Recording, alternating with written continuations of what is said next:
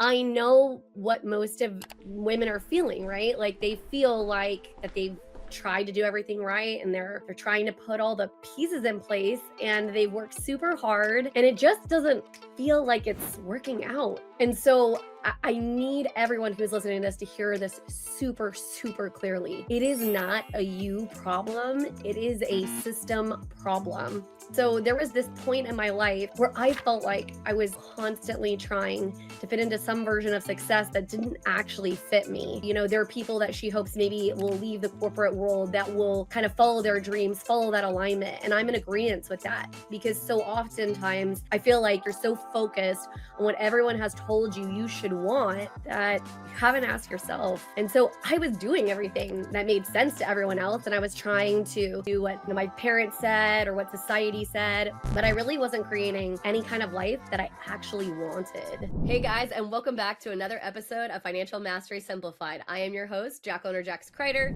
Good afternoon, and welcome to the Financial Capability and Wealth Foundations Summit.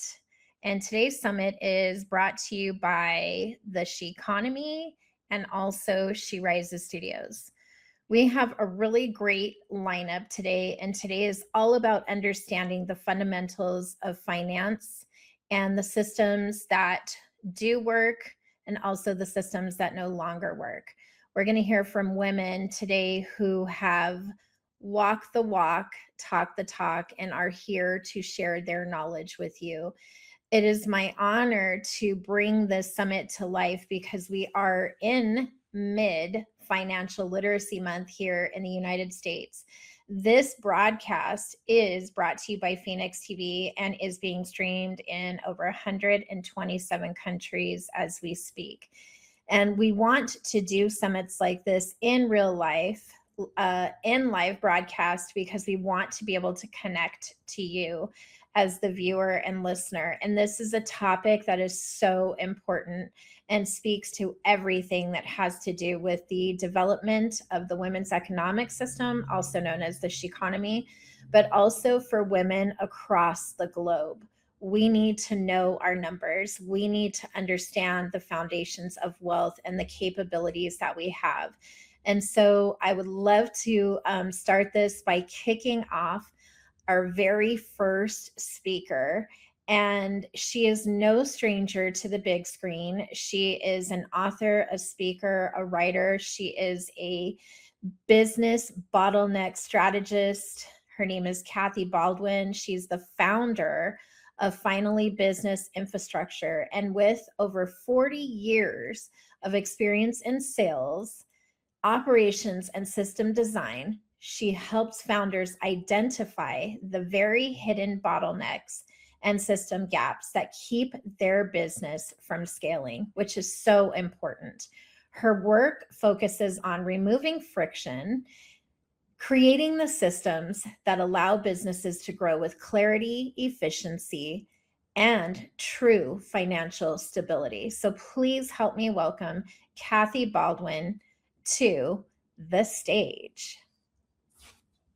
Hello, Hannah. So glad to be here. Oop, okay. Well, I want to start this off by asking a question. What if the greatest thing that you could do for your business was to shift your perspective?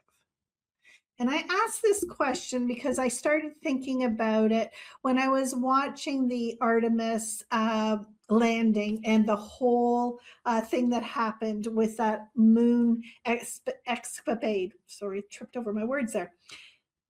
That changed the perspective of those people in that mission, but it also changed the perspective of us here on Earth.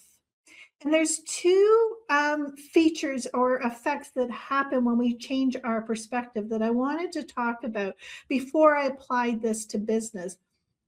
Because in my books and in my talks, I'm always talking about how the shift in perspective, our change in relativity changes the actual outcomes. So I want to talk about the effect of the overview effect. which is the effect that happens when you go to a macro level, which is what these astronauts did when they were around the moon and they were looking back at Earth. They didn't see all of the little problems. They didn't see the details of our life. They saw how Earth was connected to the entire universe, the relationship with the moon, the relationship with the sun and the orbits. And they saw everything from what we call an overview effect. Because nothing about Earth shifted, they just zoomed out, and so their perspective changed. The other part of the equation, it has to do with quantum physics. So bear with me while I play with this theory with you, because there was a study that was done that ended up being, I think it was called a double slit experiment, and they coined the observer effect, which is that everything exists in possibility based on your perspective of how you look at it. So if everything changes based on how you think about it, how you see it, then you can change how you respond to any problem by changing the perspective that you look at it. And that's what I want to talk about right here, right now. Because when you are operating from the observer effect versus the overview effect, you're going to see the same problem or opportunity in a totally different perspective. And what I have discovered is that so many businesses are missing opportunities. They're missing ability to scale because they are living in the micro level, and they are naturally absorbing broken systems. And there are so many things that are at play here and right now. We have the speed of technology happening, and so many businesses are scrambling to keep up. There's AI and there's automation, and then there's the whole macro level of geopolitical and economic systems that are in massive flux. And so many businesses are trying to figure out how to adapt and how to keep ahead of these changes that are happening. And so many of them are adapting tools and AI without thinking about the strategy or the system behind it. And so it's like plopping a Band-Aid on every little problem instead of designing an entire ecosystem of your business. So my question to you right now is, in your business, what depends on you? What depends on you showing up, you making the decision, you having the information, you having the vision? Or is your business scalable enough that your business can run without you involved in it? Those are one of those things that I talk about when I'm looking at businesses, because I want you to think about three major areas that so many businesses are getting caught up in right now. One is friction points. And that is where you have a system that already exists. And it could be this is the way we've always done things. But something in your system is creating friction or causing things to get stuck in that whole process and not move slow or in ease and flow. The second is gaps. And that's where so many people are bringing in AI tools and automations, and they're plugging the holes of the gaps with everything that they can think to find, rather than looking at the entire ecosystem of the business. And the third thing is bottlenecks. and most bottlenecks happen because of a founder or a stakeholder in the business is usually so good at what they do. They built the business, they built the relationships, they were the visionary, they created the business out of nothing.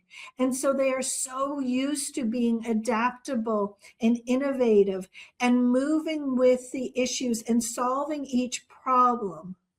But that means that your business is so dependent upon that participation of you or another key member that if something were to happen or that person was removed from the system, the entire business becomes vulnerable.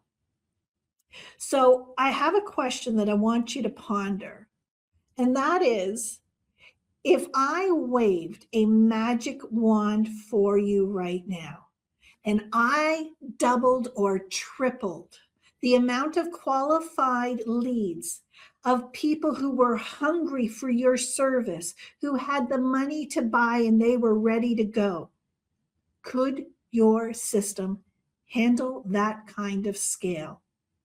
Because what happens so many times is those fracture points that exist in our businesses that are naturally adopted and handled by our expertise and our ability to handle situations immediately bubble to the surface when we start to scale and grow. When you're scaling and growing and those opportunities are there, that is not the time and place to identify where you are at risk or where you're vulnerable. And so I do, as a business bottleneck strategist, what I do is an audit. And so let me explain what the audit looks like, whether you want me or you want to do your own audit. Although I'm going to caution you that there is that whole phenomenon of the forest for the trees issues. We have a tendency to kind of fill in the blanks of things and not actually see things clearly. So be aware of that human bias that's available. But when we talk about friction, it shows up as leads come in, but they don't convert. Prospects are saying things like, let me think about it. Or you have a great marketing plan and it's driving a lot of interest, but it's not actually converting into sales. Or clients are overwhelmed and confused as to what the next step is within your business. This creates drag.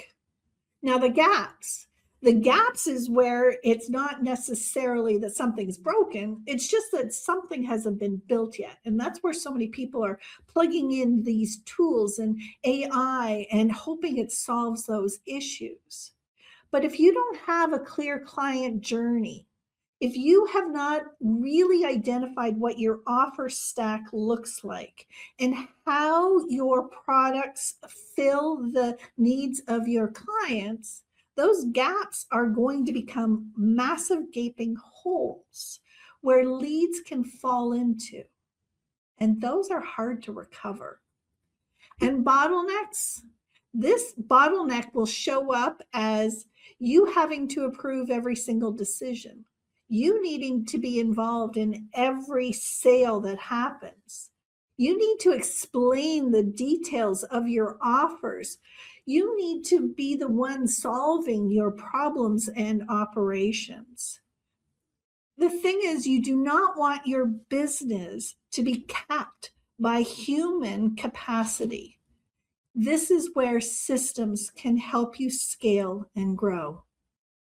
So, if you are interested in having an outside perspective, I would love to be able to help you with it. I do macro and micro audits that can help you either identify your business infrastructure and architecture, or we can go deep diving into how your client actually sees what it is that your business is offering and moves them through your business. I encourage you to take a look and see if you can find your friction, your gaps, and your bottlenecks. and then design a system that brings your ideal clients through your business from the moment they know about you until the moment they become a raving fan. When you systematize it right the first time, you do not have to do what so many businesses are now doing, undoing their previous decisions, their mistakes that didn't work, because they automated and brought in AI too fast, and they removed the human intelligence from their business. Because we as humans cannot and will not ever be replaceable. But the work, that can be. Thank you.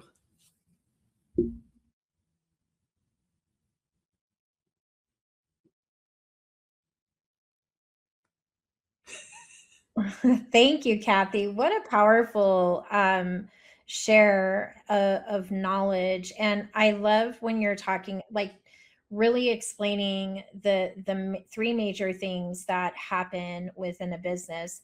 But what really clicked to me is when you said now businesses are having to spend time kind of unraveling what they first created because that system no longer works. But my total takeaway for this was, yes, the friction, the gap, the bottleneck, because those are major issues, right? But you also talked about that no matter what, how far technology goes, humans are not replaceable. But having this type of system makes all the dollars and all the cents. We're not losing money, we're actually making more while truly doing less. So that excites me. So thank you for sharing.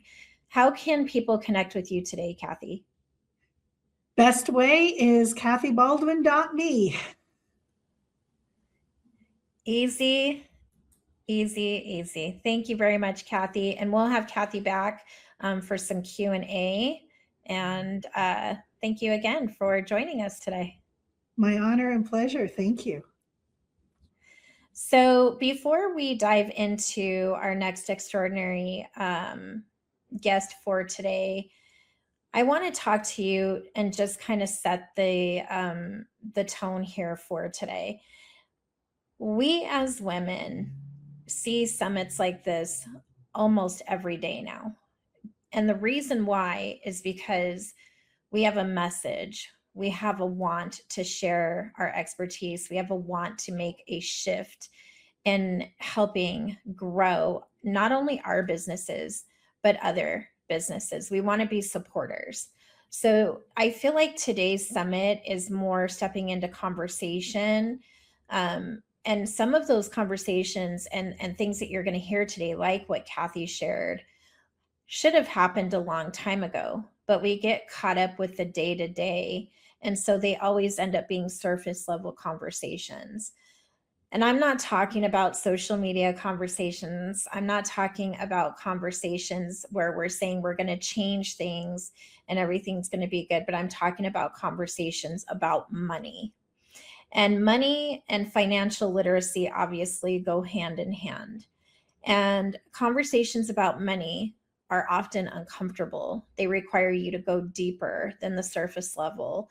They require you to have a fundamental understanding of knowing your numbers, knowing what is going in, what is going out, where is it going. But it's even deeper than that. It comes from the root of where you learned what money is. And money is a tool that can be turned into a iron working machine for your good. A lot of people are afraid of money. They have a fear of lack of money or a fear of success with it or what to do with it. And so today's conversations, I'm sure we're going to discuss money as a system, money as a wealth structure, conversations about power, about access, and how women actually financially are building systems that create stability, they create growth, and they create legacy over time. And that is one of the most important things that we can do, not just professionally, but also personally. A lot of these things go hand in hand, because if we can't understand money in our personal, how could we understand it in our professional lives? And so I want to start by saying this very clearly. This is not an overnight success personally or professionally. It's not about quick money, and it's not so much about the fix, because, as I mentioned, money is a tool. And the truth is, most women were never taught how to use the tool, including myself.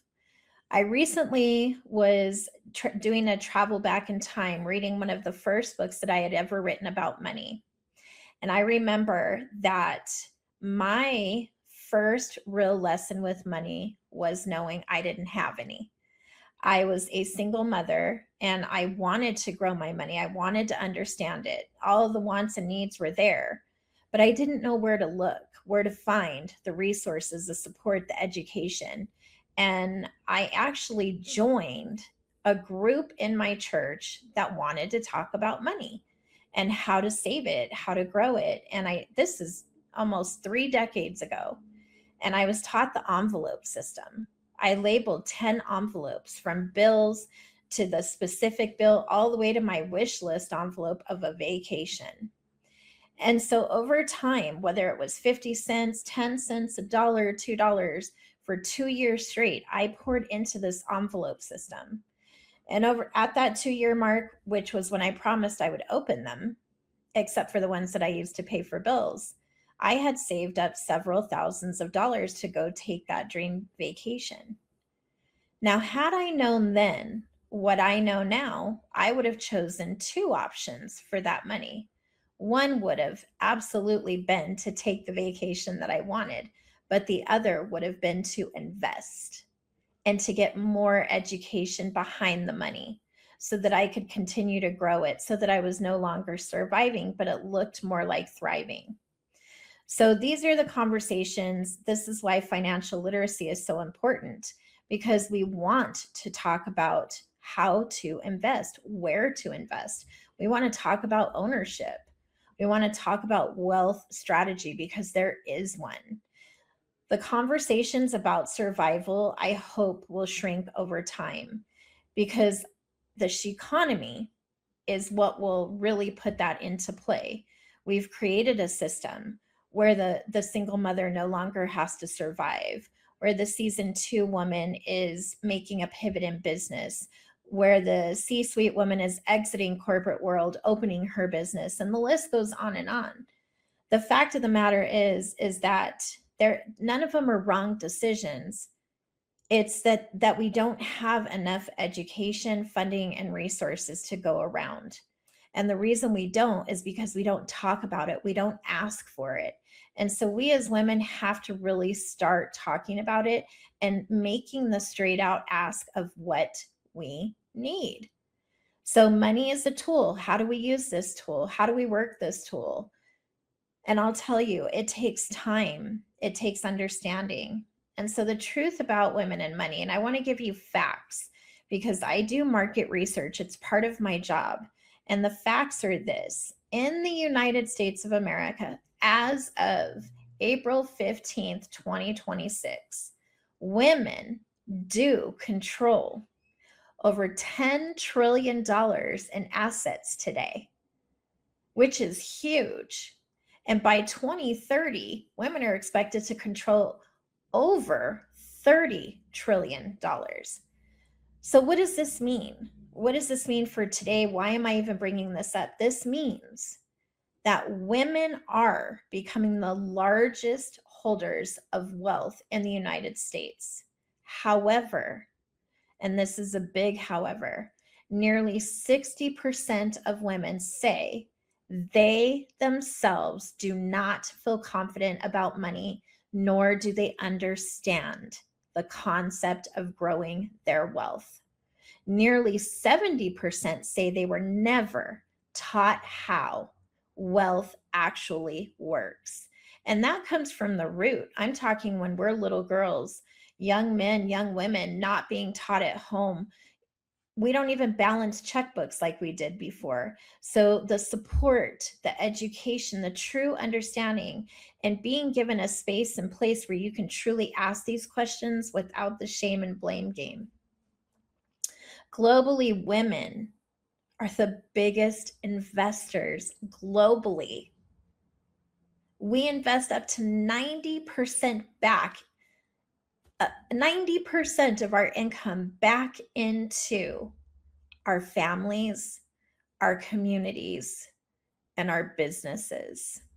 So women are earning, women are building, women are giving, women are absolutely leading, but we're still feeling uncertain. And that is not a capability issue. That is an education and access issue. So money is a system. It's not just an income. Money is not something that you earn. Money is a system. And most women were only shown one part of that system. Earn, spend, repeat. And my friends, that's not wealth. That's a cycle that I hope we can break by doing these types of live summits and education through this economy. Real wealth is built through ownership, leverage, assets, positioning, and proximity. And when you understand these, everything changes. Ownership is where it begins, means you own something that produces value, not just something that you do. Something that you own, a business, a brand, a book, a program, a platform. Ownership means you are no longer limited by your time. You are building something that can grow beyond your daily effort. And Kathy talked a little bit about that earlier. Leverage, how you multiply. Leverage is how you stop doing everything alone. It is using people, systems, technology, and partnerships so you grow results without burning out. Because let's be real for a second. Women are constantly on burnout, overwhelm. They shut down. And once they're out of their business, if it's not set up to continue without them, there is no business. So as quick as we're opening these businesses, they're closing even faster because women are trying to do it themselves. And if you do it that way, you will always cap your income. Let's talk about assets for a second. What builds stability? Assets pay you repeatedly, not one time, not twice, not occasionally, but consistency. Assets look like digital products, books, investments, content that converts to currency, equity. And this is how you stop starting from zero again and again and again every month. Positioning, how you get paid differently.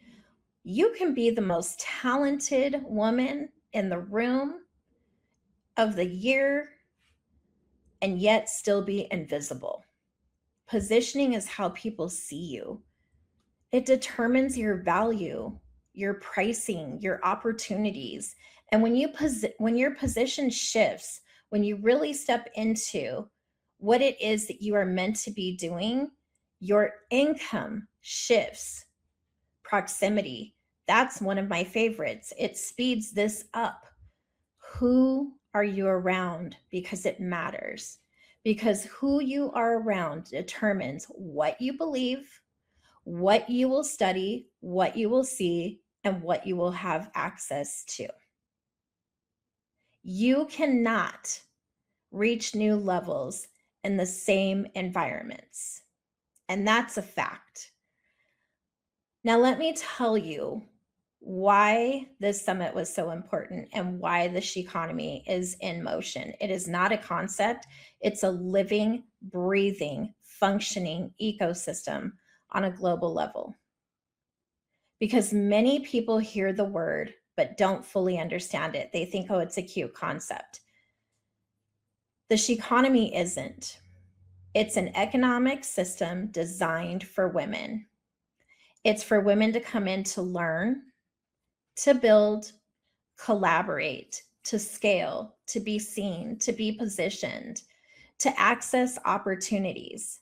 It's made up of media platforms, magazines, podcasts, visibility channels, business education, collaborative opportunities, live events, strategic rooms, partnership pathways.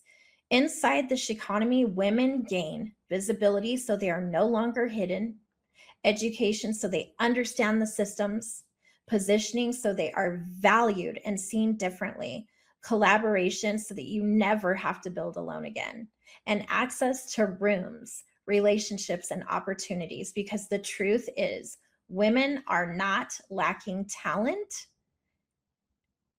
And we have found a way to solve that through the economy. This is not overnight, ladies and gentlemen. This is built. And let me be clear about something. None of this is easy. Wealth is built over time with intention, with mistakes, lots of mistakes, with learning, with support. And it requires the education, the strategy, the consistency, the community, the funding, someone believing in you and saying, this is a great idea. Let's turn it into something that actually moves. And most importantly, the willingness to think differently. Women who built from nothing, like myself, we're not a theory, we're real. We've come from poverty to where we are today. Women like Sarah Blakely, who started out with $5,000 and built a global company. Look at Ursula Burns, raised in public housing, became a Fortune 500 CEO. And let me say this clearly. I am so proud to be one of these women that came from poverty, raised as a child with a single mother who didn't finish high school, who didn't have the fundamentals. And had I not felt that urge and tug to know that there was more, I would still be there. I learned along the way a long time ago, fail forward. You win or you learn. But you decide what you win and what you learn. Create something that helps you, but also something that helps women and the men who champion us so that this ecosystem can grow exponentially and thrive. We're in critical times right now. And so the real shift, it's to stop being about money and becomes about identity. You stop saying, I'm trying to figure this out, and you start saying, I am building wealth.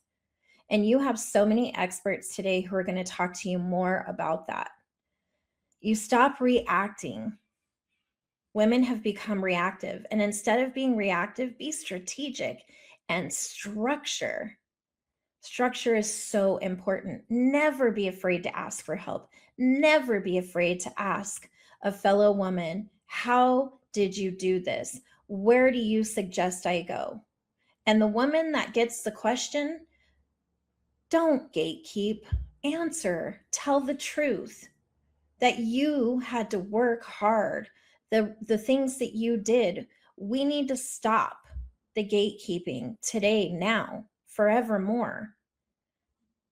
And I want you to think about the version of you right now, sitting at the table, moving money around, trying to make it stretch, because this is still a part of your current story, but it absolutely doesn't have to be your future, because now you're going to learn to understand the system. Now you know money is a tool and you operate the tool. Now you can focus on education, support, resources, getting in the right rooms, and all of that.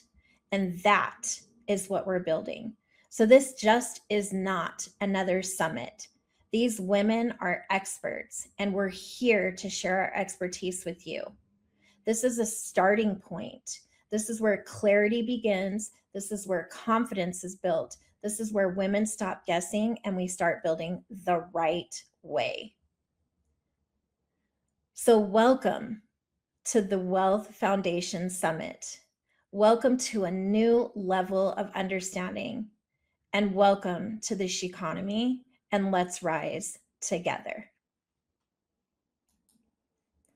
So my next guest needs no real introduction. This is another woman who is phenomenal, who walks the walk, talks the talks, lives and eats and breathes everything that I just shared and more. Her name is Jax Crider, and she's a financial education expert, speaker, coach, podcast host, and best-selling author who is dedicated to helping women break free from outdated money rules and create financial life that actually works for them. Jax has over 20 years in financial services and as the founder of Financial Mastery Simplified. She blends practical strategy with powerful mindset work to help women move out of overwhelm into aligned action. Jax, we're so honored to have you with us today. Thank you so much for having me.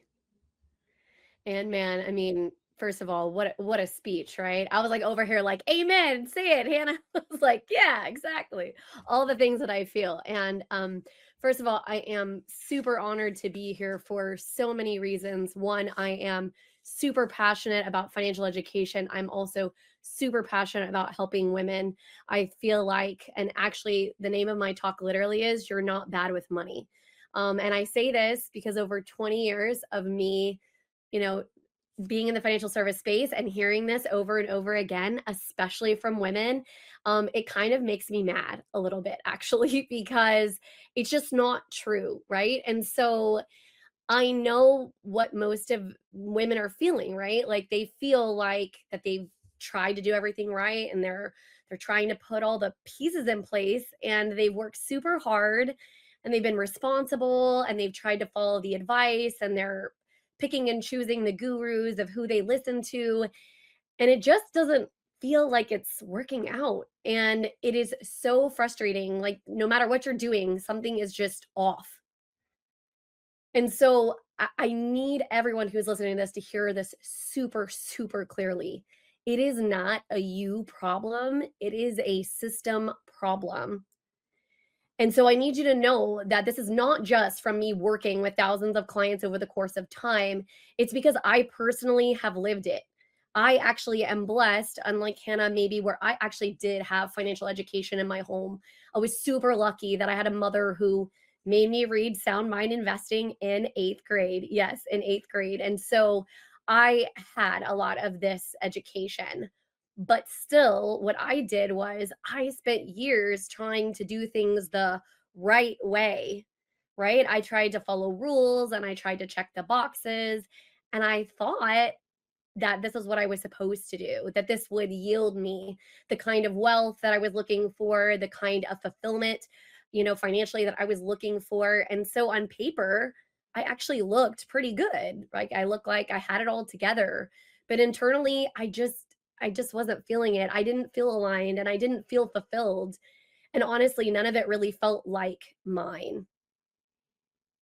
And so there was this point in my life, and maybe some of you can relate to this, where I felt like I was constantly trying to fit into some version of success that didn't actually fit me.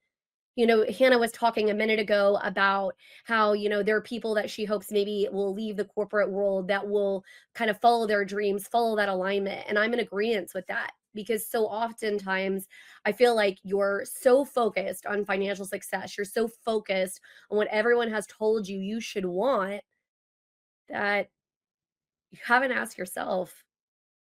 And so I was doing everything that made sense to everyone else. And I was trying to run around like a chicken with my head cut off, trying to figure it out and do what, my parents said or what society said.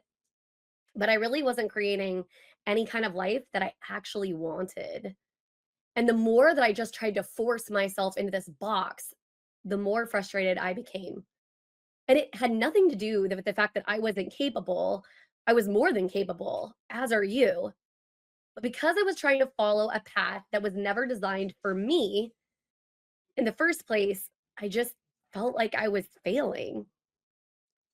And so I see this over and over again in women that I help and that I serve in the mortgage space, in the financial coaching space, and especially in this kind of middle stage of life that I'm personally in. And I know people have been told that they need to save a certain way or spend a certain way, invest a certain way, do all of these things, do them in this order and don't mess it up. And everyone's looking for the easy button, the little, quick blueprint of exactly the steps to take. But the problem is that somewhere along the way, you really stop asking yourself the most important question, which is, does this actually work for me? And so most people are trying to budget their way into a life that they never spent the time to define.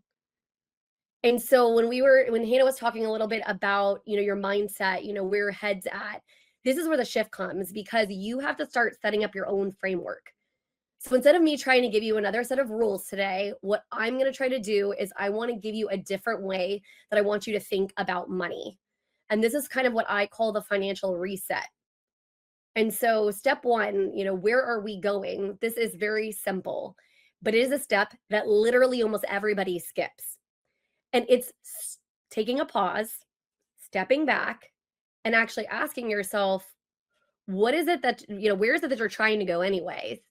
Not what somebody told you you should want and not what looks good on paper, but what do you actually want your life to look like? Because when you actually have a picture of what you want, you can work backwards and figure out what the money needs to look like and what the plan needs to be. But if you don't define it, the money is never going to feel right. It doesn't matter how much you make, how much or little you hold, it will never be enough. It'll never hold the kind of value and intention that you want.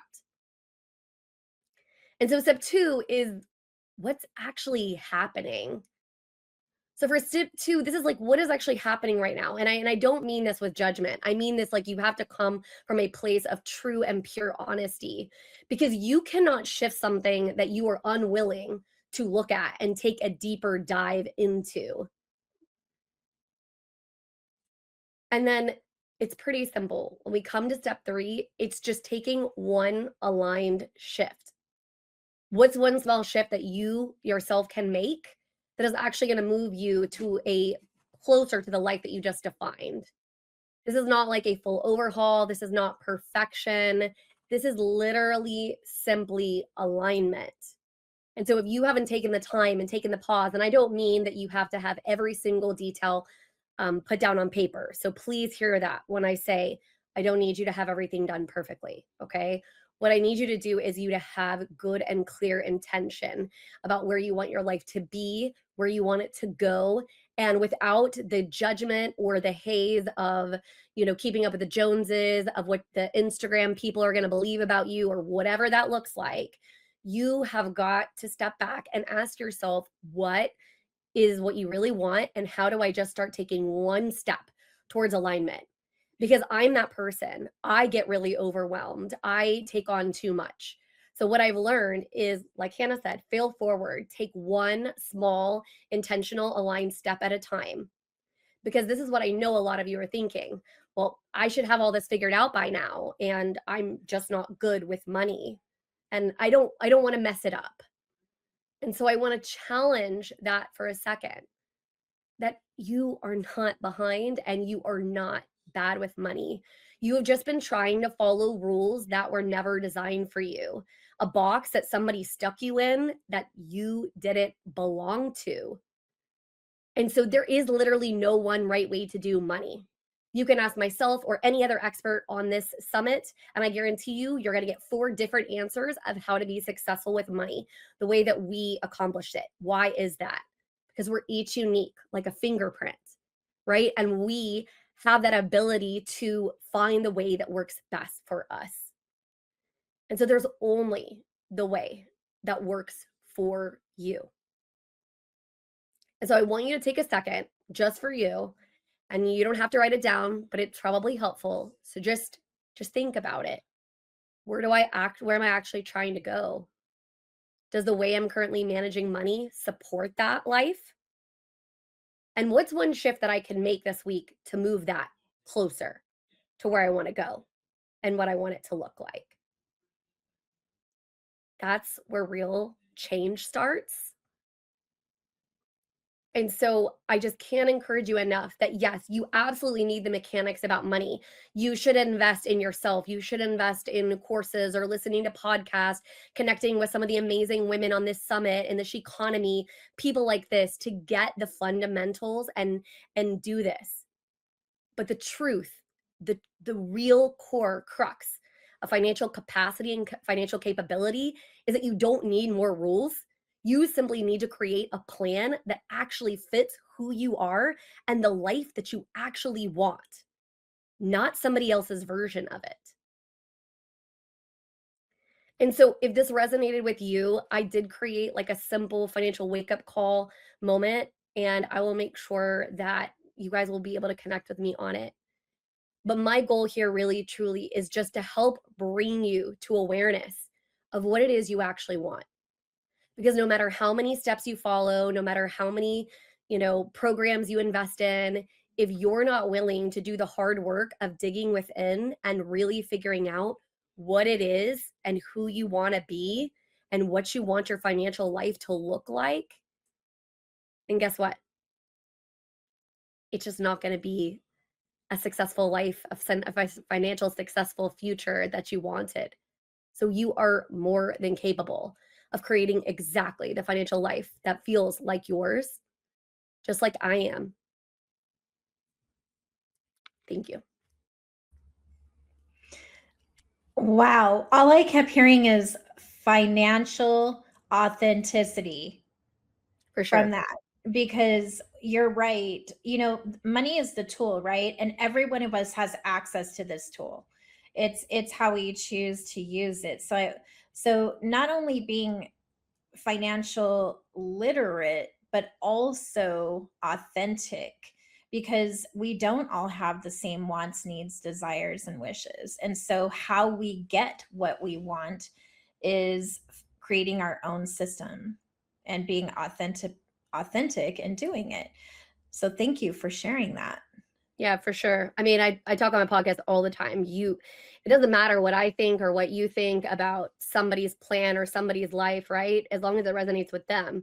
The problem is I see women specifically make the mistake all the time that they are trying super hard to meet some checklist guideline sheet that somebody else created for them. And I'm like, that's never going to work for you. You're never going to feel successful, aligned if you didn't help create the rules yourself. Like, it's just never going to work. I love that. I think that when you were asking them that question, I hope that they all really take the time to like do the work, because that's the first step, is really knowing what you want, and really knowing where you are currently and working backwards. It's honestly one of my favorite things. So thank you for sharing that. For sure. So in honor of what Jax was talking about, we're going to go ahead and bring on Kathy and Dr. Michelle up here for a short midway Q&A transition, so that we can kind of discuss some of the things that were already shared at the top of the hour. And so I wanted to ask you ladies a question, and that will allow the audience to really hear, when Jax pointed out, the different perspectives of how to build your wealth, how to grow it, how to keep it, or even understand what wealth is. So my very first question is this: most women were not taught how money actually works, only how to earn, only how to spend. So, in your experience, what is the biggest financial blind spot women have currently today? So, I'm going to kick that straight to Michelle first, and then we'll popcorn it to Jax and then Kathy. That's such an incredible question. I would say, based on my experience, not only my own, but with clients and talk with other women, not paying attention to what's going on is the biggest blind spot. We throw out so much to everybody else, giving so much to everybody else, not just emotionally and physically, but also financially. And while I completely understand it, because I'm the same way, I do the same thing, we have to also take care of ourselves. If we're not taking care of ourselves and planning for our own future, there's not going to be anything left for us to be able to give to anyone else completely. Very true. What do you say, Jax? Well, first of all, I love that perspective because I don't disagree with it. And I think kind of what I have to say about it is similar in the authenticity of that. It's that I feel like a lot of times women outsource their power. I think we have so many different things going on. We have, so many different balls that we're kind of keeping in the air. And so we just give that to somebody else to handle. And the problem there is that then you're living somebody else's life from a financial aspect, and you don't even necessarily know if it's what you want. And so I have a background, I have a law degree, and I work in mortgage space or whatever. So I see a lot of like divorce situations, and all of a sudden you find this woman who is super smart, who has degrees, and she's a successful business owner or successful in corporations, right? All these things. And she doesn't know anything about what's going on in the money in her life. And I'm like, hey, it's okay, like for you to trust, your spouse, your partner, whoever's helping you, maybe where you don't know every single detail, but you need to still be involved in the conversation. You still need to be able to have say in what's going on that's going to affect your financial future. And so please, please don't outsource your financial power. It doesn't mean you have to hold it all. And I think that's what women think. They think, oh, if I deal with it, then I have to hold all that space too. And I'm already holding so much other things. I disagree. It doesn't have to be that way. But you shouldn't outsource that power to everybody else. You should be in the mix of the conversation. Love it. Yes. Kathy. I love what both of these ladies have just finished saying. So I'm going to take it from a different perspective. And that is our education system trained us to be right or wrong. And that paralyzes so many people because they're afraid to try, to experiment, to play with, to find out who they are, because when things don't go according to perfection, they're labeled as wrong, and we see it as a failure, a personal failure of who we are, when in fact it's part of the evolution. And so if we take a look at all of the successful people in the world, they did what you said, fail forward, by not being afraid to make a mistake and getting rid of that grading system that a mistake is something bad. A mistake is a step on the journey. That's all it is. Absolutely. I agree with all three. And I think for me, if I were to answer that, I'm going to answer it. But I think another piece of it is they don't know what they don't know. And that's a big issue. And they don't know what they don't know because they're not equipped. I believe that financial literacy starts at a very young age. And had I been one who was raised to ask simple questions, I don't like to use the word budget, but just, how much do we have for an example, groceries, or, covering an electric bill. I mean, we're talking just the fundamentals of understanding and still knowing that it's a tool. Money is a tool. It opens things, it closes things, but they don't know what they don't know. So that's what part of this summit is about, is to bring that out. So my next question is kind of one of my favorite ones. We talk a ton about empowerment, women's empowerment. I mean, we should all be getting the EGOT awards for empowerment because we're so good at it. However, empowerment without economics, especially now, does not create financial literacy or freedom. In fact, it does the opposite. And I know for anyone watching now or listening later, you're going to be like, no way. I'm telling you, do the research because it's true.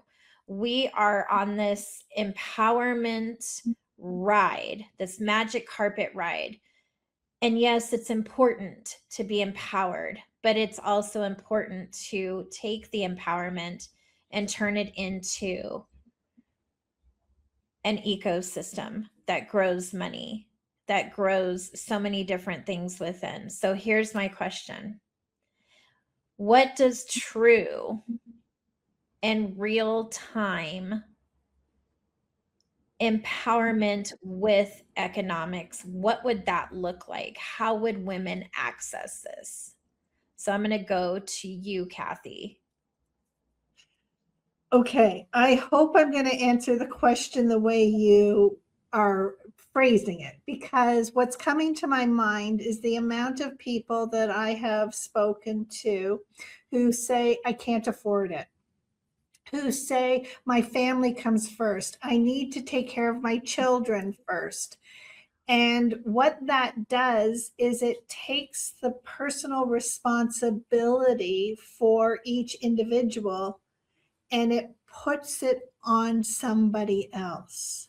So if I'm understanding your question, to me, personal independence is personal freedom, and that allows us to be not dependent and not a burden. Because you hear so many people say, I don't want to be a burden, but yet they put everyone else first. And if we don't want to be a burden, that means we got to put ourselves first. We have to take care of ourselves. And so that to me is what financial freedom looks like. Independence, freedom to make choices, and not put the responsibility of our lives on somebody else. Kathy, I have a follow-up for that. What systems do you think need to be in place to see empowerment and economic shift be together? What kind of systems can we as women put into place for that? Are you referring to business or personal? Because we can systematize each. Either or. Well, when I think about what I do with audits, I find where the friction points are. So where are we repeating? Where are we doing the same things over and over again, where we're wasting our human energy? So even if you take a look at things like your grocery list, if you create a system for something like that, you can automate so much of that process, and that's going to free up time and energy to be able to put into something else.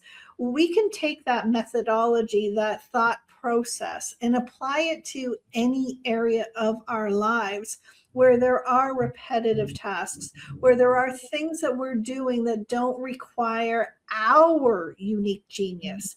Ask for help for someone else, build a team, create community, share resources. Basically, what this economy is doing. Thank you, Kathy. What would you say, Dr. Michelle? And to your first question, correct? Okay. Either or. Okay. So I love the question in general about, empowerment is not just about pretty words and making you feel better. And when I say, listen, I'm a words of affirmation person, so give me all the words. I love the words. But it can't just be that. You're exactly right. It has to be more than that. And this is something I talk with my clients about all the time. One of the very first things we talk about is you've got the encouragement, but it's also information and education, right? But guess what?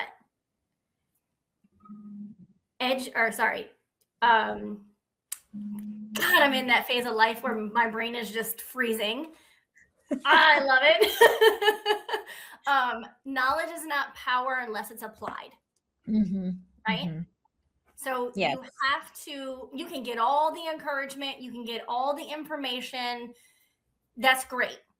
But if you don't do anything with it, it's not going to help you. Sometimes that means you have to actually sit down with somebody else to have a conversation, which takes a lot of vulnerability. And trust me, I know how hard that is. 100%. But it's very important. If you don't have all the tools and resources yourself to actually apply that knowledge, you have to go to somebody else who does have those things. Thank you. Welcome. What about you, Jax? What do you think? So first of all, yeah, it is a really, really good question. And I agree with you. I think it's like we sort of do the pendulum swing thing, right? It's like, I feel like there was like a lot of negative energy, especially in female land for a really long time. And now we're on the like, you rock girl, empowerment, you know, whatever, which is amazing. And I definitely will take that over the opposite. Okay, for sure. But like both of my brands, their core values, like one of them is educate, empathize, empower, and the other one is educate, equip, empower. And the whole reason that is because exactly what Dr. Michelle was kind of referring to, right? The fact that you have to have the fundamentals, right? So you have to have that educational base, and then you do need to be empowered and kind of pushed to like go and do the thing to take that and walk down the path.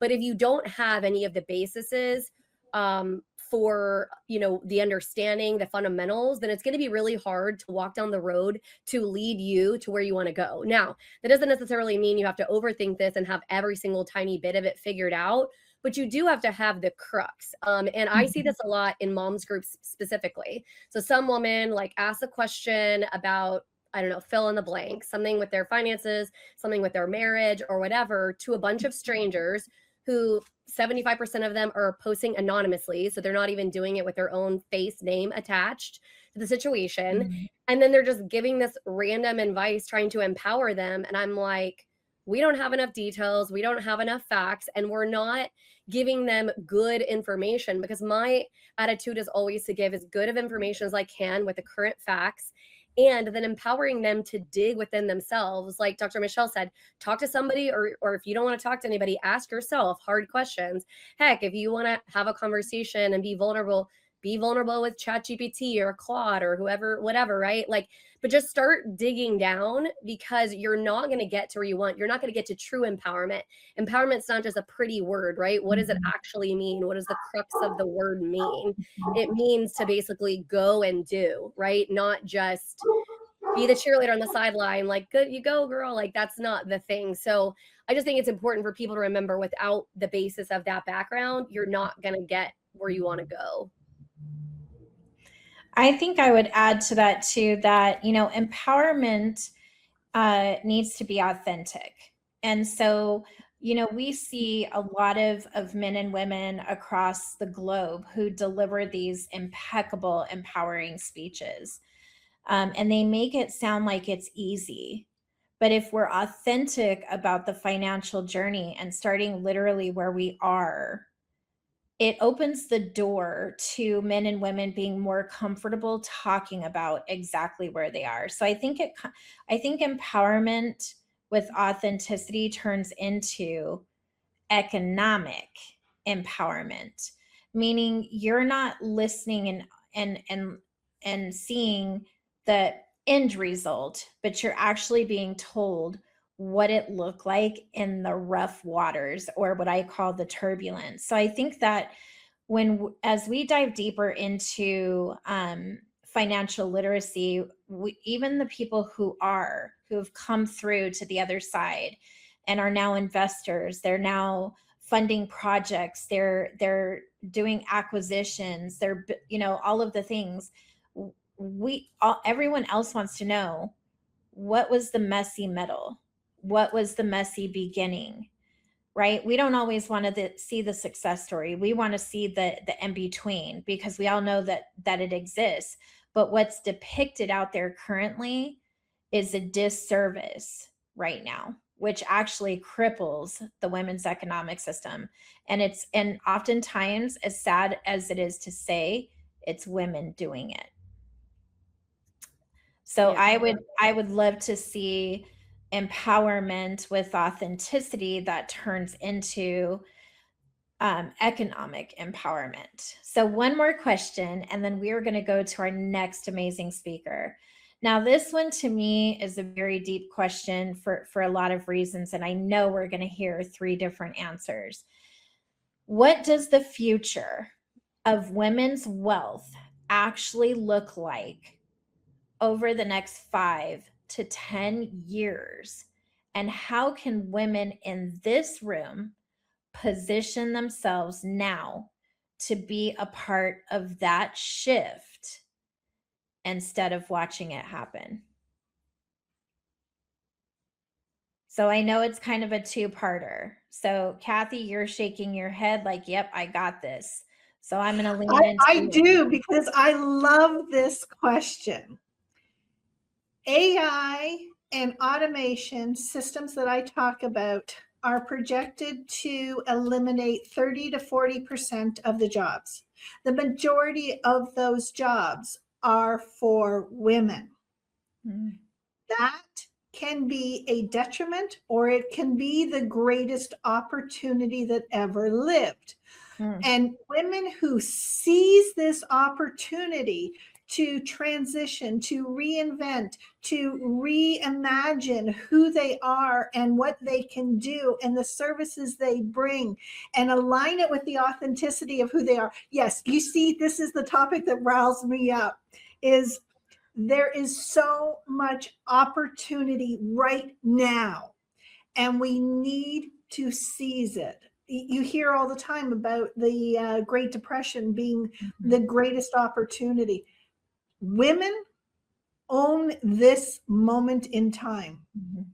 Become educated, start your own business, use your expertise and monetize it, learn about investments, become independent and strong.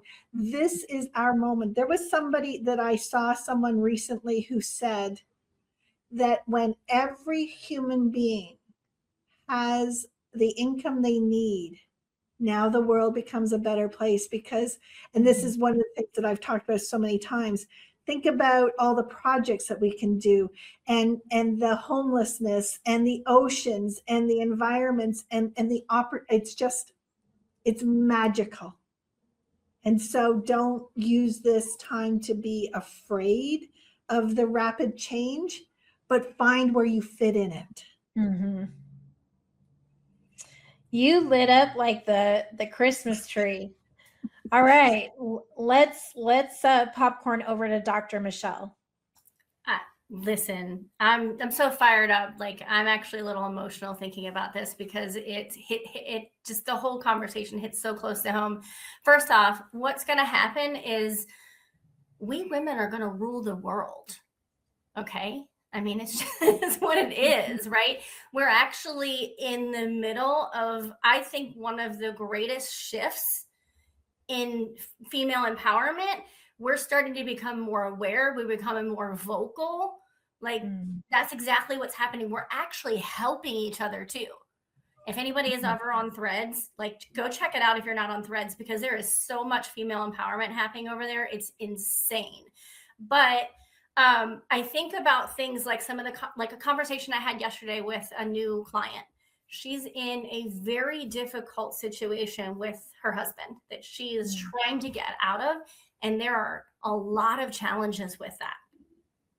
I have met with so many women that are either single moms, divorced, and like, I don't know what to do because they didn't manage all the finances, or in some type of difficult situation, and they're like, I don't know what to do. I need to get out of this situation. I want to have some understanding.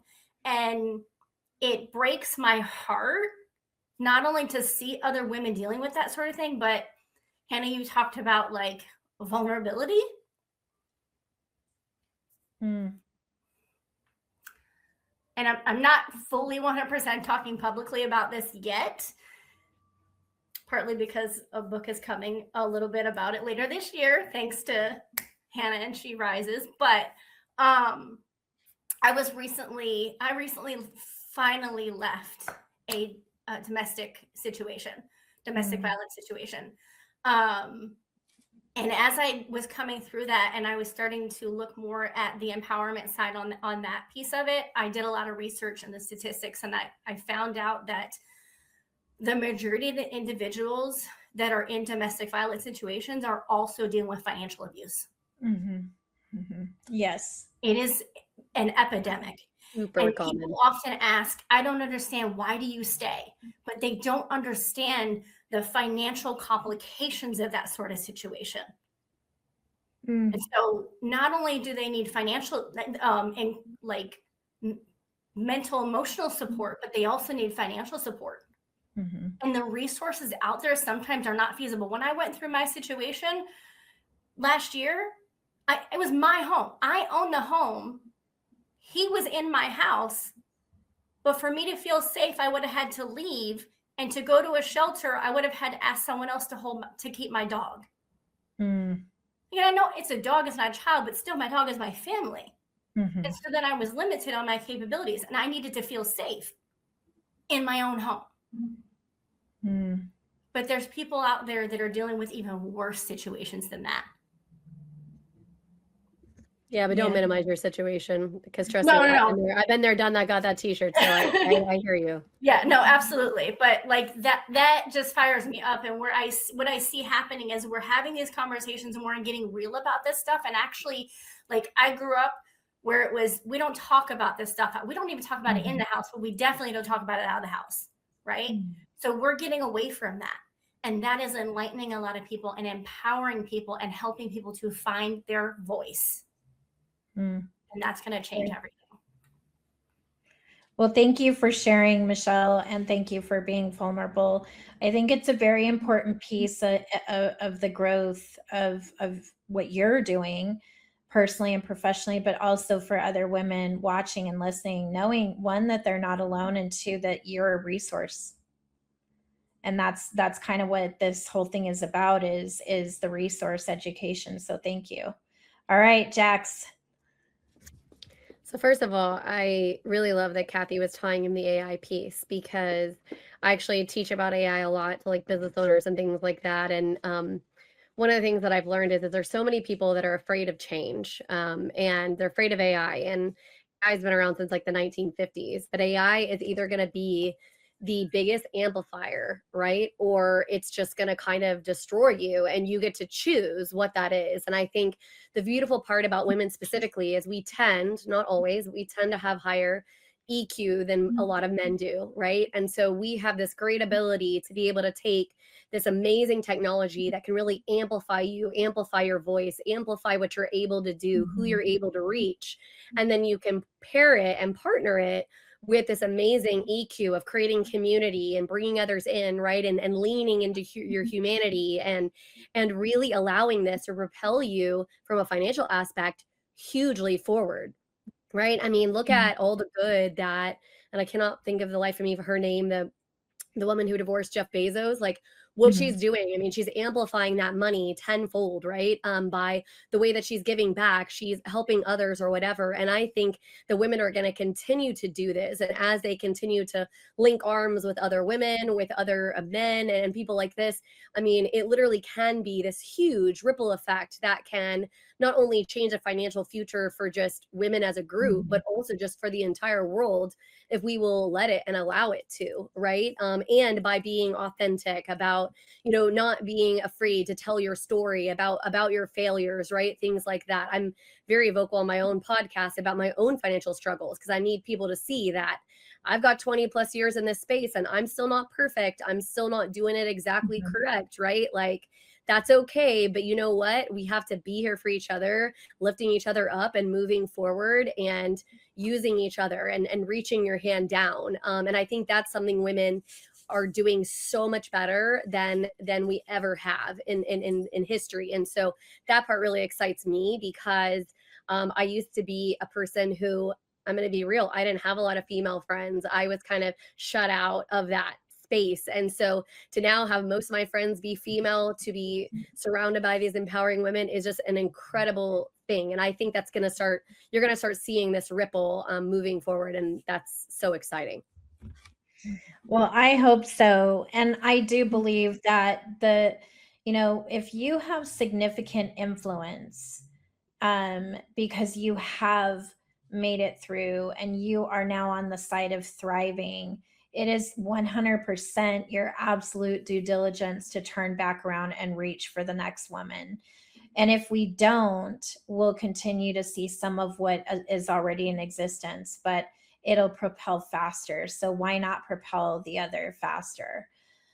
My answer to this is close to Kathy's.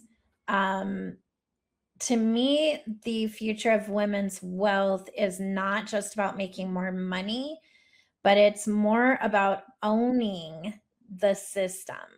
And the system is AI. The system, it has a ton to do with technology. And even if you are a woman who is 72 or 99 or 22 or 7, you are currently utilizing a system, whether you realize it or not. So the more you learn it, the more you understand it, and the more you own it over the course of the next 5 to 10 years, we're going to see one of the biggest and largest economic shifts in history by women that aren't just participating in the economy, but they're actually the driving force. And that is undeniable. It's going to happen.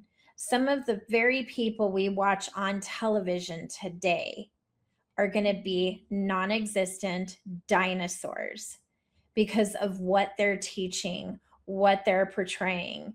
And it's going to shift. And that 5 to 10 year that I'm talking about that we just roundtabled is coming fast. It can be here sooner for all we know. So women are already influencing over 70 to 80% of consumer spending globally. So I always say this, like, we own the cookie. Point blank, period. And the future is female. And two main reasons. We own the cookie, the purchase power. We make the purchasing decisions now. And the other is we make up more than half the population on the planet. However, we still have to understand and own these systems and utilize them to our advantage, whether it's a simple system within your phone or if it's a simple system within, it doesn't matter. But the system, you learning it, owning it, utilizing it, and continuing that. So what if I were to say, or at least this is what I think, women owning media would be number one. It's already happening because mainstream media shuts down voices quicker than my grandson goes through diapers. If the story if it doesn't bleed, it doesn't read. And like this right here, what's happening right now, this is a monumental conversation that mainstream would not pick up. So now we're living proof right now in action of what we do to get the message across. We created a media ecosystem, so we'll own the media in your face. Number 2, owning the platforms. Again, 4 women sitting here in a space. The proof is in the pudding. Number 3, owning equity. It's happening. It's not going to stop. Number 4, women funding women. That's going to be a big one. It already is, but it's going to grow so much more. Women stepping into policy. God, I hope more do. I cannot even stress how important it is for women to step into policy, finance, and decision-making rooms. Because we do, as Jax pointed out, have the emotional intelligence. And another fun fact for people to know who are watching this, we're not asking for the seat. We don't want your seat. We're just going to build our own tables. And that's the facts. And so with that said, that is what I see happening over the next 5 to 10 years. So thank you, ladies, for joining this little short round table mastermind moment. And we're going to bring on, I believe, our last speaker for today. Last but definitely not least. And we'll stay, after she shares her expertise, we can reopen this for a little bit or answer any questions that our viewers may have. So Lisa, if you want to transition into our next speaker. So you've already seen her today. You've heard a little bit from her, but I'm so excited and honored to bring Dr. Michelle Lappin to our economic stage today. Dr. Michelle is a licensed financial strategist, junior broker, author, and speaker who is so passionate about helping women build confidence, clarity, and control over their financial lives. With nearly 2 decades of experience, she specializes in individuals and families who want to create sustainable financial strategies, from cash flow, debt reduction, and to wealth building for short and long-term planning, because it is both. So please help me welcome Dr. Michelle Lappin. Thank you for being here. Wow. First, thank you. That was an incredible introduction. And I also wanted to take a second to thank the entire team. When I say the entire team, I mean even the people that are doing things in the background, because I know that happens, who put this event together, and also for allowing me to be here, because I'm just so grateful. I also want to take a second to thank everyone who is here today listening. Thank you for your time. It is very valuable, and the fact that you chose to be part of this conversation means a lot. This topic wasn't always an easy topic to lean into for me and for many people. Excuse me. I don't know what is going on with me right now. It's not easy to lean into, but it is very important. So I'm really honored to be here with you today. And I have to say, I think Hannah and I must have been having some of the same reflections as we prepared for this conversation today. And I love that, because it actually reinforces what's important. So on that note, I have a question for you. Have you ever felt like you're behind financially? Like maybe you should know more, be further along, have it more figured out by now? Here's what I want you to know. You are not behind. Hannah said it earlier. You just were never taught. And I don't say that lightly. Going more into vulnerability, I say it because I've lived it. There was a time in my life when I went through a major financial crisis. Y'all, before I turned 30 years old, literally 29 years old, I purchased my first home completely on my own. And I was so proud of myself, because I saw my mother lose 3 houses growing up. But guess what? I made the same mistakes. And I landed in the same situation. I had to let go of my home. I had to rely on a food bank. I lived in income-based housing. And I had to rebuild from the ground up.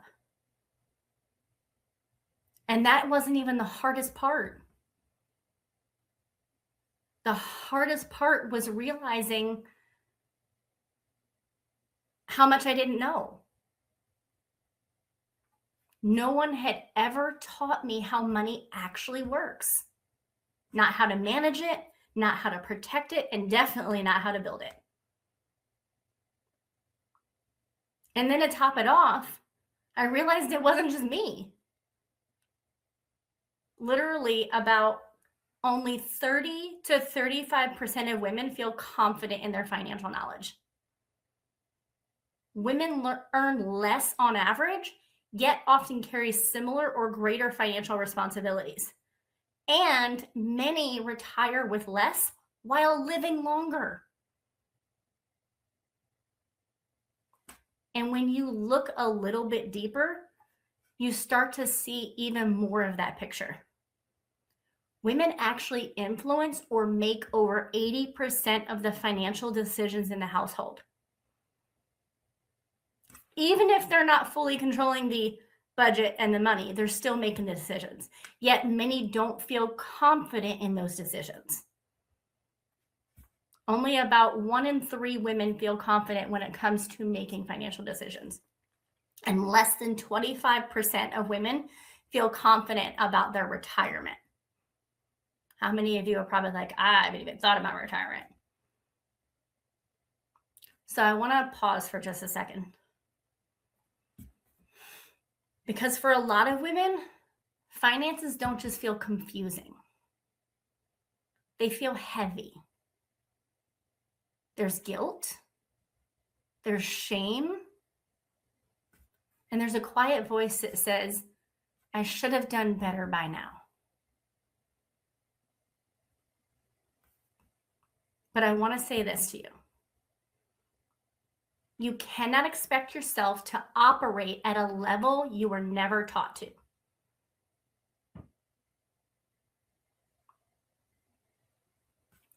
So if you've been carrying any shame around your finances, I want to encourage you to release that today.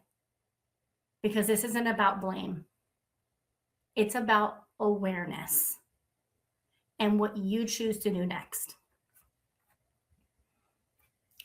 So if you've ever felt unsure or overwhelmed,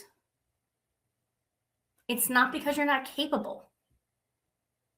It's simply because there's a gap in education. And here's what I've seen. When women begin to understand their finances, again, in alignment with what Hannah was talking about earlier, everything starts to shift. You make decisions differently. You ask better questions. You stop avoiding things and start facing them. You move from confusion to clarity,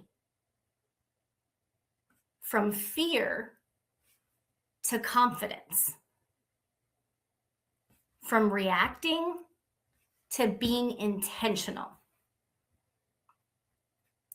And it doesn't mean everything becomes perfect overnight, but it does mean that you're no longer operating alone or in the dark. And here's what changes it all. When you start to close that financial education gap, you begin to, here's that word again, position yourself differently. And when you position yourself with the right knowledge and environment, you gain power. Power in understanding, power in confidence, and power in your decisions, which also helps you gain proximity to the right people, the right conversations, and the right opportunities. And that, ladies, will lead you into purpose. When you're no longer just surviving, you're building intentionally. And when that happens, prosperity becomes a byproduct. And I just want to say, prosperity isn't just about the dollar amount in your bank account. It is so much more than that.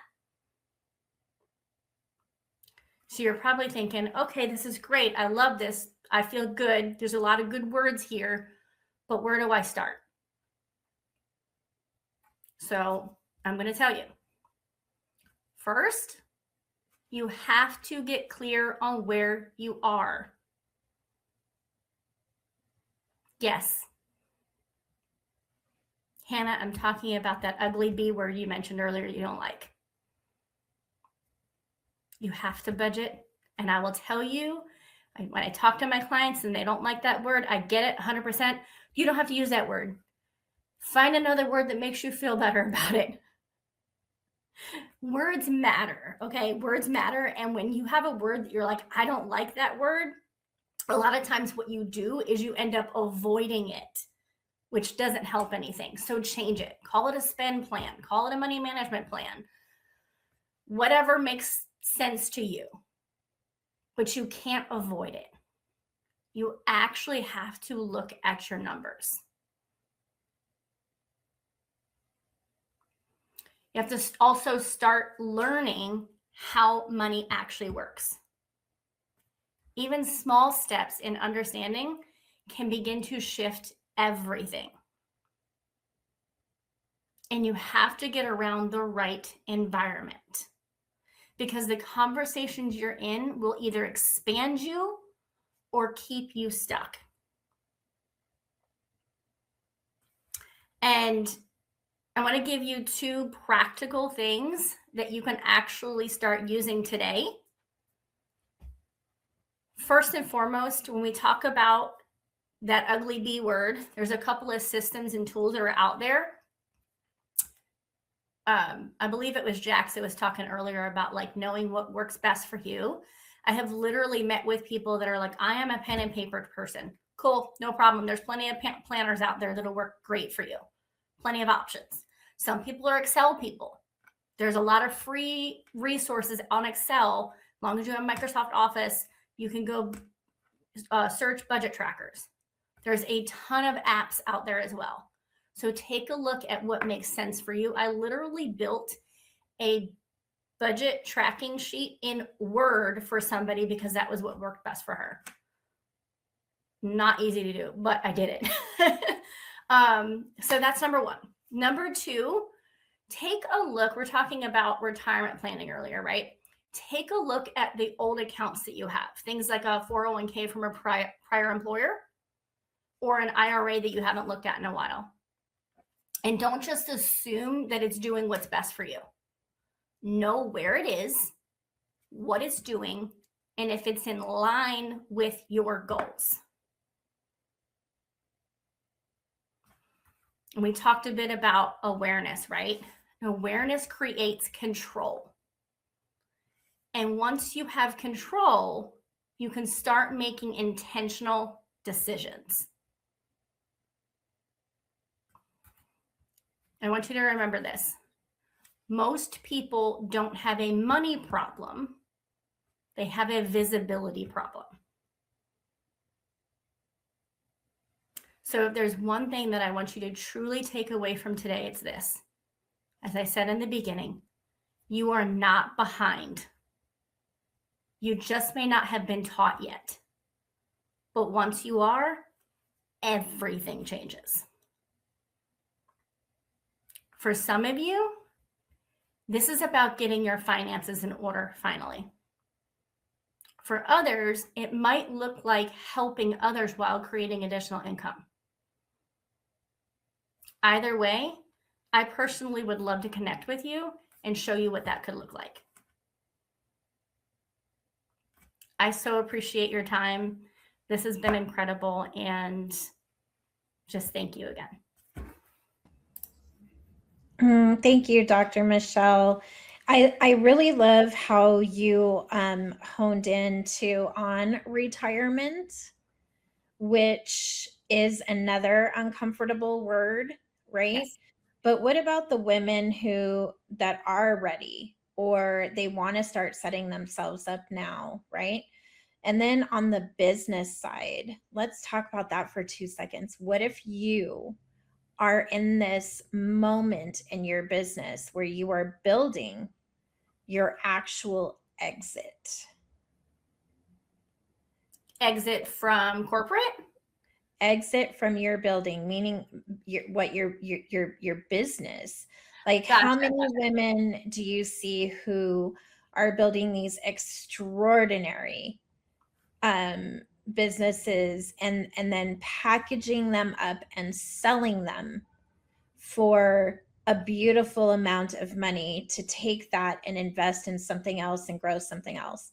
Because the more and more that we look at women in business, and I've said this and I wholeheartedly believe it, that oftentimes what we step into as a woman in business is not what we exit out of.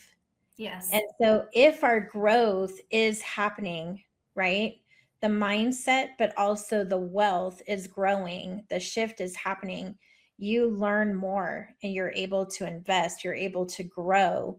And it's a thing. But also the woman who, what if she's afraid to exit out of where she's at in the workforce? right? There's so many different ways to talk about this. And so retirement, your exit plan, your contingency plan, all of these things are so important that you talked about today. Like we could have another 6 hours of this. So thank you. Yeah. Did you want me to answer that question or? I do. Okay. So I will speak first on the personal side of like the transition from like corporate or full-time and like, what do you do there? Because literally I just did that almost 2 years ago. Okay. I was prior military, served in the military for 10 years, transitioned out of the military, and a couple of years later ended up working for the government as a civilian. Yes, I work for the government. Don't hate me. I don't anymore, but I do use their benefits because why not? But anyways, I literally was at this place. I had gotten to the point of education where I got my doctorate degree while I was working full time, literally working full time, going to school, lots of sleepless nights or nights that I cry myself to sleep during that season. But I got to the point where I had all this education, all this experience, all these skills, all these capabilities while building a business on the side. And I was so limited on what I can do with my time and capabilities for my clients because I was working this full-time job, 40 hours a week in a place that I realized did not value me. I continued to get passed over for things. Like, they didn't want to get my input. They were asking people that had absolutely no experience in administration and HR to do things that I had already proven I had the capabilities to do. And I realized the longer I stayed in a place that didn't value me, the more I was devaluing myself. Once I realized that, I put a plan in motion. I had some things that I need to take care of because, all of us can have debt regardless of where you're at in life. So I had some things I had to take care of. So first off was awareness. Second was putting a plan together. And third was just working that plan. And within 6 months, I worked the plan, left my full-time job. And then I was actually, before I left my full-time job, I was bringing home half of my take-home pay from full-time job in my business part-time, barely doing 10 to 15 hours a week. So it freed up all that time, and then I was able to actually truly help people more and help myself. Right? So awareness, put the plan together, and act on the plan. I know there's some people that are huge risk takers that are just going to take the leap without a plan. Great. I love that for you. I don't recommend it for most people. Not really that smart. Sorry. That's just my perspective. For those who maybe have been operating their business for a long time or in that space where hey, I want to settle my business down. I want to go enjoy my life. First off, absolutely love that. Recommend that. It'll be me one day. It's never too early to start. Start a business, even if you can only do a little bit, you should start putting something away to build for after you settle you put your business down, right? And then I will also say, even doing that, you should be working with a tax professional, CPA, financial planner, all of those things, because you're going to not only start early and see a huge advantage later on, but you're also going to have a lot of tax advantages throughout the process, which is going to save you money and give you more of an opportunity to save later or make more later. But if you haven't gotten to that point, it's not too late. It's really not too late. I'll go back to what I said earlier. Just sit down and talk to somebody, because there's probably things that you can do that you didn't know about. I think that, today's topics have been so informative. So Lisa, if you want to bring on Kathy and Jax, we can jump into a quick rapid fire. But I wanted to hone in a little bit more, Michelle, on what you were talking about visibility and proximity. And I'm going to tell you a true story that I've never told a soul And so Adriana's probably going to kick my tush. But as a female who wasn't educated on finance, who had zero, the only thing that I knew was that I wanted to make money, because I knew money was something that made things happen. And so that's why I say money is a tool. It really is, to at least up here in my mind it is. And so my first job was a lemonade stand. I think I was 6. And I had this goal that I wanted to buy shoes because my mom couldn't afford it. My grandparents could, but barely. And I also had this, I was a very independent little girl. I was left alone a lot. And so the wheels would turn constantly. And I would see people using money to buy things. And I thought, well, all I need to do is get the money and I can buy the things I want. And so my lemonade stand was a success. I bought pink Reebok shoes. And this is a true story.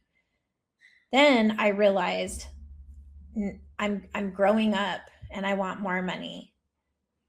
I don't want to ask anyone to buy my hairspray. And back in those days, now I'm really aging myself, Rave and Aquanet were important. I wanted it. So I knew I needed money. So I worked at a very young age. And so knowing that money made things happen, but I still didn't know how to use it, but I knew how to spend it. Then I became a mother and a single mom, which I didn't choose. And I do want to say I have a big heart for single mamas, because I don't think that they just wake up one day and say, ooh, pick me. I'm here for it. Most don't. It comes from financial hardship, domestic problems, and the list goes on and on. But you can never shame or blame a woman who's a single mother, because there's a root there. And so I was now a single mother working one job to pay for the bills and the other to pay for the daycare so that I could work to pay the bills. And that to me did not compute. It was a battle forever and ever and ever.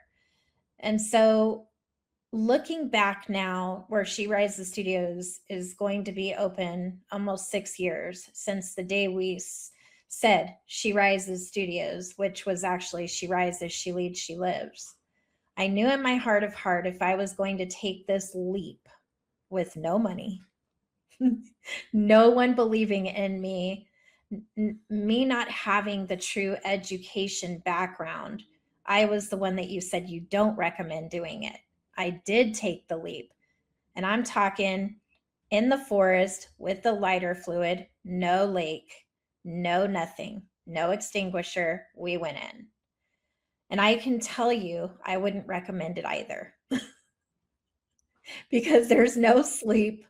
There's a lot of doubters. There's naysayers. But here's what I can tell you.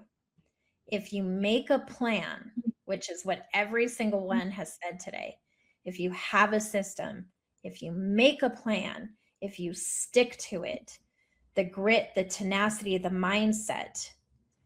And luckily for me, I did have later on, 2 years, 3 months into it, some support, someone saying, wow, you're really onto something. This is really going somewhere. Why am I telling you this? Because had I had the support from the very beginning, it would have looked a lot different. But I also put a time frame on my career with She Rises Studios. I said, you get me for 10 years. That was almost 6 years ago. I'll be 52 this year. I love She Rises Studios. I love Phoenix TV. I absolutely love, beyond in love with the women's economic system. But I do want to have and complete the plan that I set out to exit, yet for them to continue while I am out traveling, building schools, buying furniture for children, working with single mamas. And having this type of business allows that, but it didn't happen overnight, because as I mentioned earlier, it's almost 6 years. I had a valuation done. And for those that don't and even know what a valuation is, that's another conversation, but it just got completed.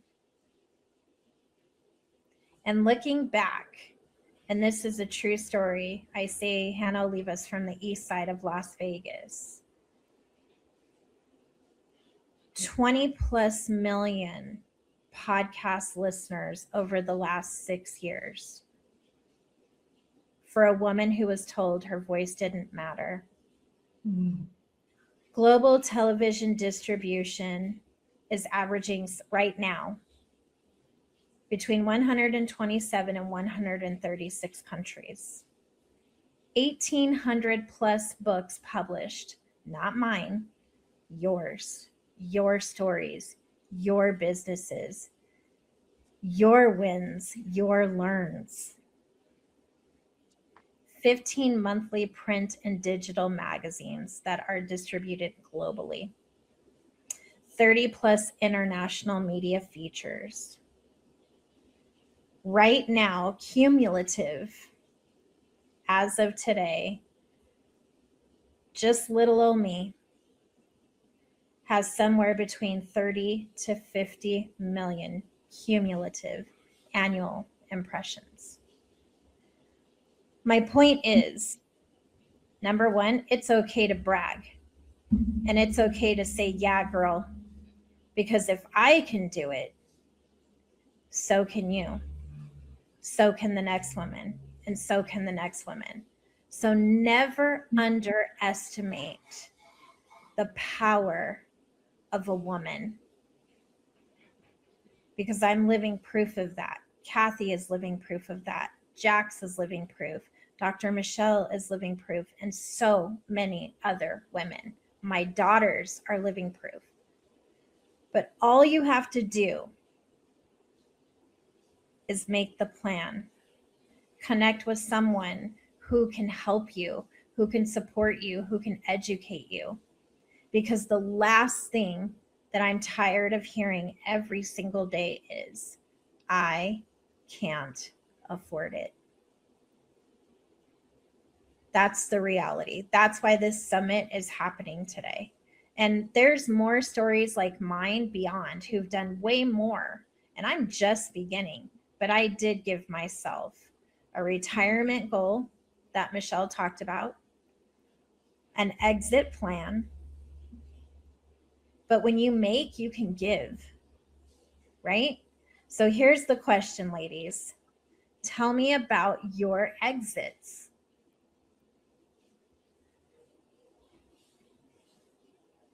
What does that look like? Where will you be in 10 years or 5 years from today, Jax? What does that look like? That's an excellent question. So I have two businesses. I own PBJ Mortgage, where we're making mortgage simple. Simple is making a peanut butter and jelly sandwich. And then the Financial Mastery Simplified piece, which is coaching courses, podcast platform. For me, I've been working on setting up PBJ for success where it almost runs itself for a while. Not that I don't speak into it or help it, things like that, but sort of stepping into my passion aspect, which is really educating on a bigger, broader scope.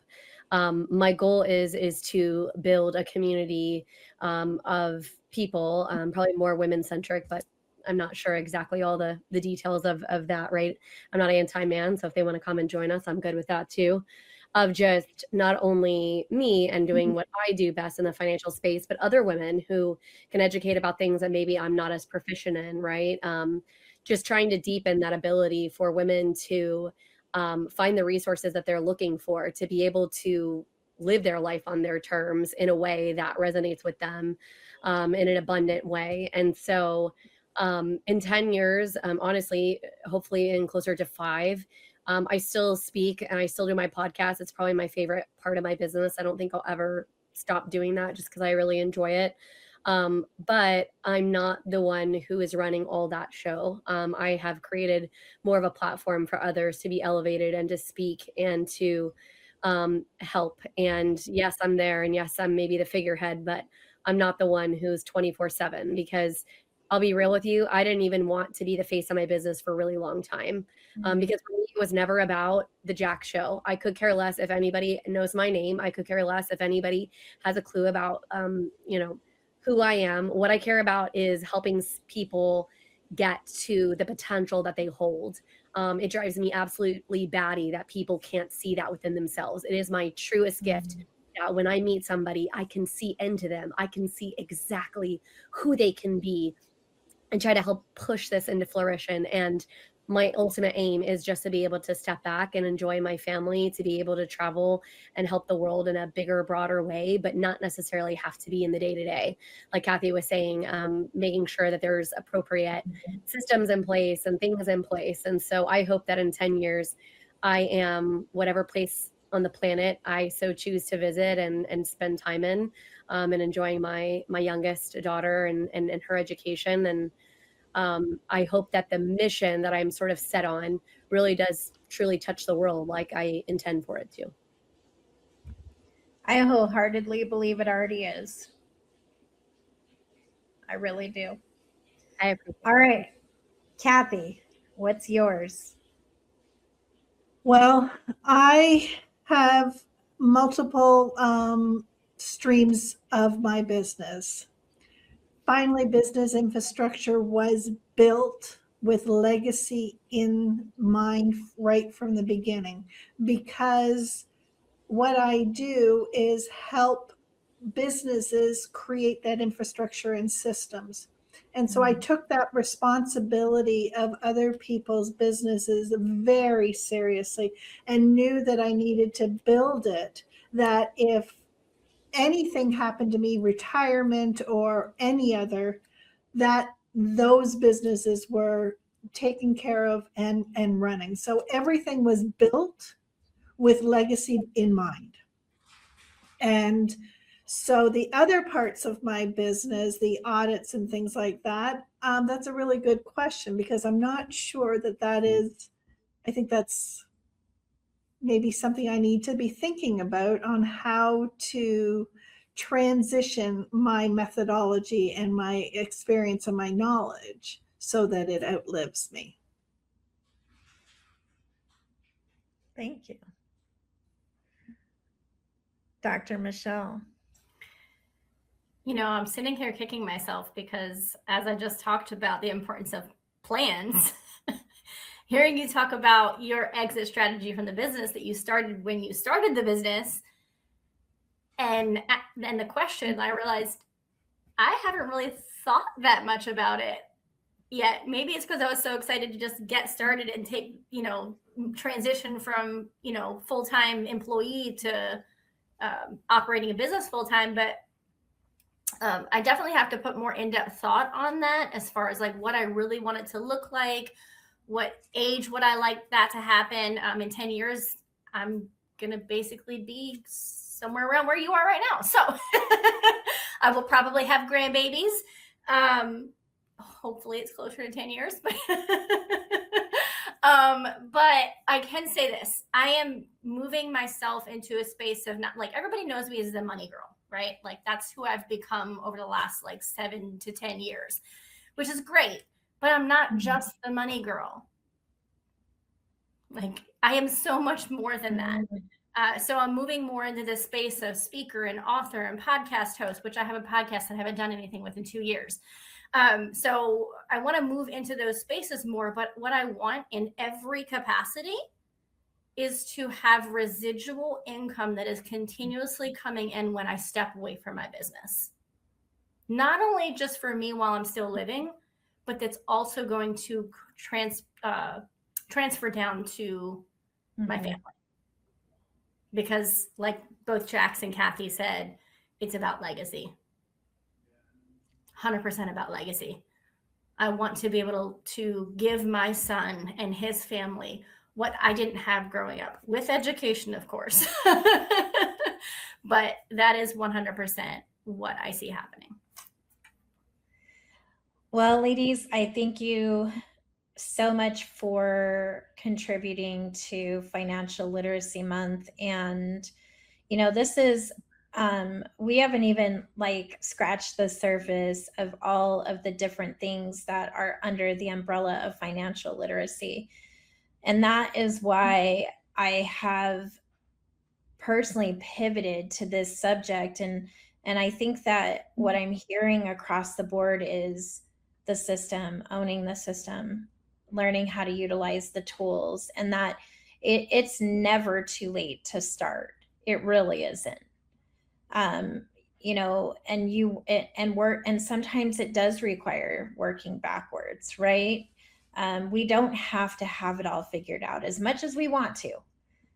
We don't have to. We just actually have to start. And so I hope that the individuals who are watching, that this really pierced your mind and heart in a different way, to know that, you know, we see you, we hear you, we know you're there, first and foremost. But secondly, your win is our win too. Because if you're succeeding, if you're becoming more and more financially fit, you are now an intricate piece of the women's economic system and the uprising of the good. And that is important. That is powerful. So every single one of us here today, and those watching, everyone has a due diligence. And so when you win, so do we. And when we win, so do you. And so that eliminates that competition and some of the other stuff. And so empowerment with economics equals a system, a currency in itself. And so thank you. So before we close out today, Kathy, can you share again on how people can best connect with you? Absolutely. Everything is under my brand, Kathy Baldwin, Kathy with a K, .me. What about you, Jax? What's the best way to connect with you? So they can go to my website. It's literally jaxcrider.com. I mean, I'm everywhere on the internet. I promise if you put in Jax Crider, you'll find me. So if you don't want to go to the website, you can literally Google me. I'm pretty sure I'll come up. And Dr. Michelle. Literally the same thing Jax just said. Like, you can Google Dr. Michelle app and you're going to find all kinds of stuff. But also on social media, I'm dr.michellemarie. And my website is www.drmichelleMarie.com. I always have to say to www because I confuse myself, but very simple, very simple.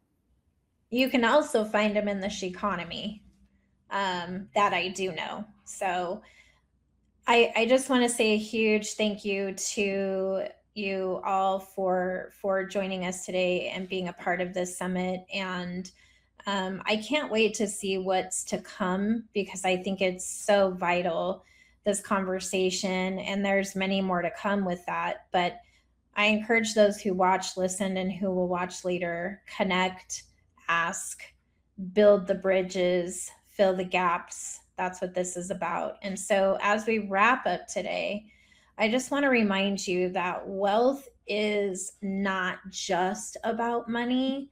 It's about clarity, it's about intention, and the systems that you build that support your life. And so you've heard powerful insights today. Now it's time for you to step in and take action. So thank you again to all of the incredible speakers today for being here. And they are investing in your growth right now.